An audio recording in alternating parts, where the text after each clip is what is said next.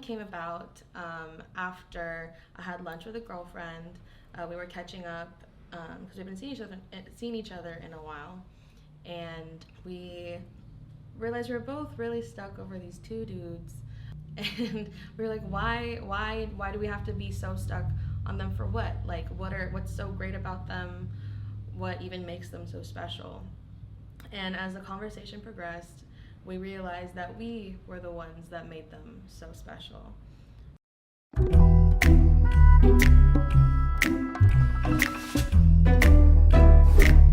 Right after lunch, I headed straight to the studio with Sky.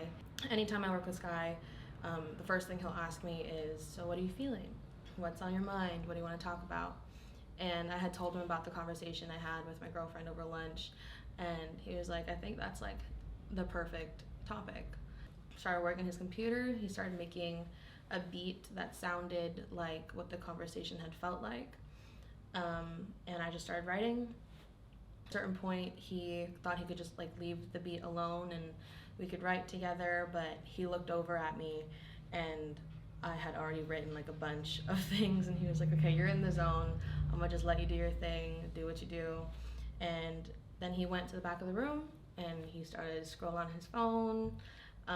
And 30 minutes later, I had like 90% of the lyrics written already, and Sky helped me out with the melodies, and we put the song together. Take me for granted and you'll see what happens. Boy, I'm the baddest, so who the fuck are you to treat me like I'm average? Just take advantage, leave behind damage so you could find a new challenge. The pre-chorus was actually the first part of the song that I finished. It was like the first thing I really needed to get off of my chest. Take me for granted, like how could you take me for granted? I'm the baddest, so how could you possibly treat me like anything less? Like, who the fuck are you to treat me like I'm less than?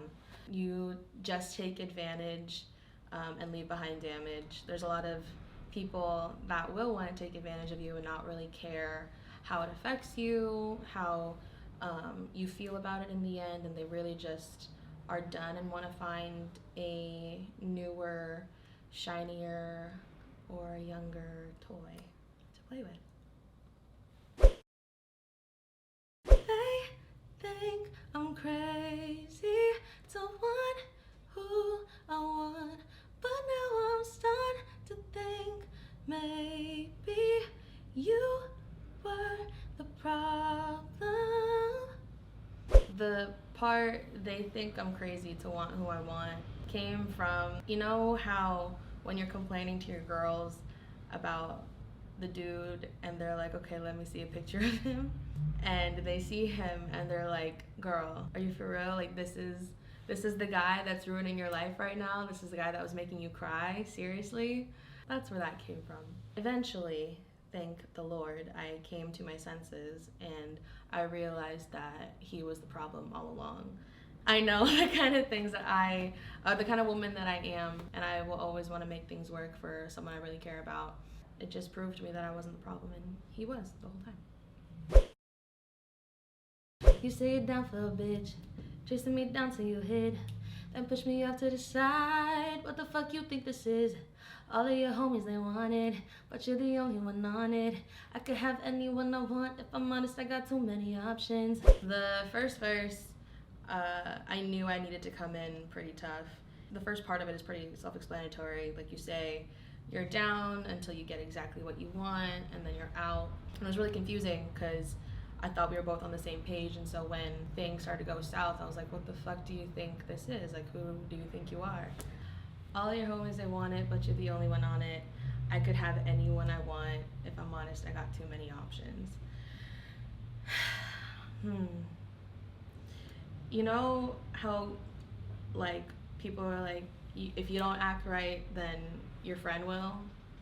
Literally, all of his friends and so many people within, like, the same circles were hitting me up and trying to talk to me, trying to take me out, but he was the only one I gave the time of day to. Yeah, I guess he just didn't know that I could have had anyone I wanted. Don't think you're so special, more experimental. Thought you had potential, but you ain't nothing new. Yeah, he was not very special in hindsight. And like I said, the whole theme of this was that they were only special because we made them special.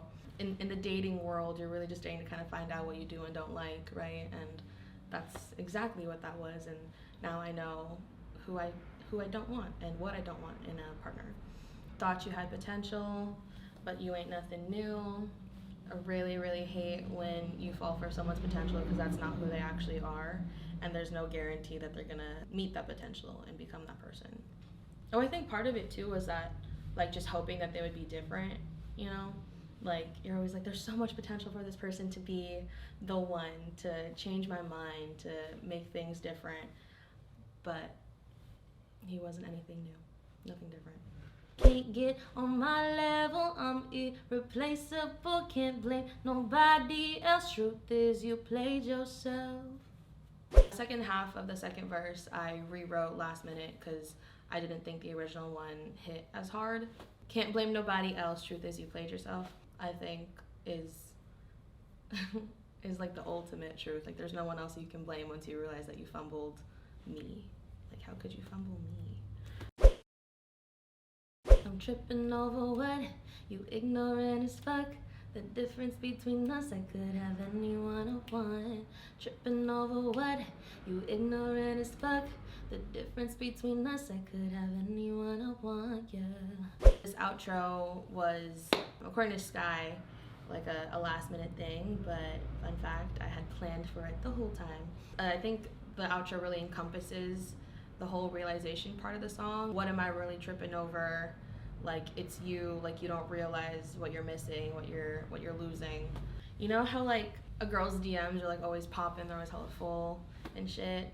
And, like, it makes me wonder, like, how many guys are, like, sliding into those DMs versus, like, how many girls are just, like, sitting there and, like, having all these guys in their DMs. So it's like one guy is sliding into 10 different girls' DMs, where that one girl is having 10 guys slide into her DMs, and that guy is just one out of 10 other guys. Yeah, and that girl could have anyone she wants, and that girl is me. So, okay, so it's like there's 10 guys sliding into one girl's DMs, but you're just one of those 10 guys in that one girl's DMs. Is that accurate? What? No, because you said that you just said the same thing twice. What the fuck did I say?